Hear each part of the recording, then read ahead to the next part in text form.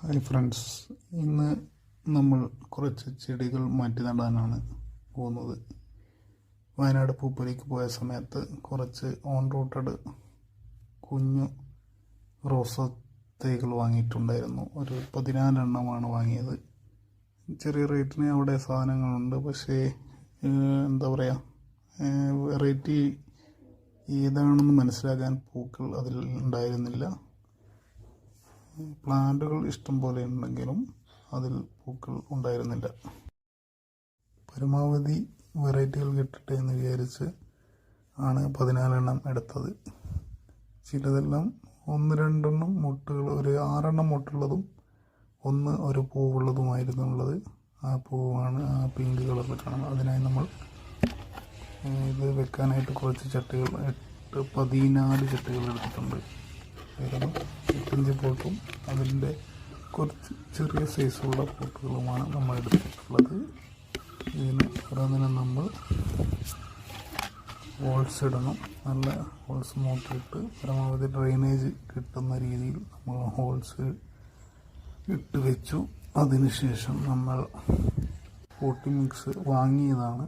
അതിൻ്റെ കൂടെ നമ്മൾ കോക്കോപിറ്റും വെർമി കമ്പോസ്റ്റും കൂടെ ആഡ് ചെയ്യുകയാണ്. രണ്ടും കൂടി നന്നായി മിക്സ് ചെയ്തിട്ടാണ് നമ്മൾ പോട്ടുകൾ നിറയ്ക്കാൻ വേണ്ടി പോകുന്നത്. അപ്പോൾ നല്ലവണ്ണം മിക്സ് ചെയ്ത് ഓരോ പോട്ടുമായി നമ്മൾ നിറച്ച് വെച്ചു.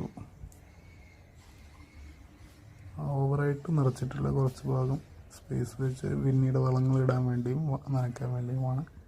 അപ്പം നമ്മൾ ഓരോന്നായി നട്ട് വെച്ചിട്ടുണ്ട്. അതിനുശേഷം കുറച്ച് നല്ലവണ്ണം ചെടികൾ നനച്ചു. ആ വട്ടമൊക്കെ ഒന്ന് പോയി കിട്ടാൻ വേണ്ടി. ഇതാണ് ആ പൂ വിരിഞ്ഞ റോസ്. ഇതായിരുന്നു. നല്ല ഭംഗിയുണ്ട് കാണാൻ. ഇതിലും ബാക്കിയുള്ളതിൽ കുറച്ച് എണ്ണത്തിൽ മാത്രം മുട്ടുകളുണ്ട്. അത് പിന്നീട് നമുക്ക് വിരിയുന്ന സമയത്ത് ഞാൻ വീഡിയോ ആയിട്ട് ഇടുന്നതായിരിക്കും.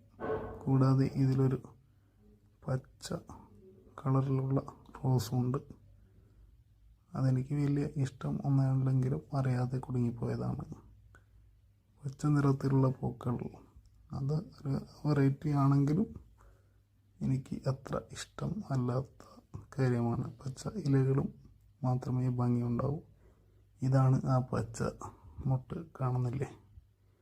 അങ്ങനെ നമ്മൾ ഓരോന്നും നല്ല വൃത്തിയിൽ നട്ട് നനച്ചു കൊടുക്കും.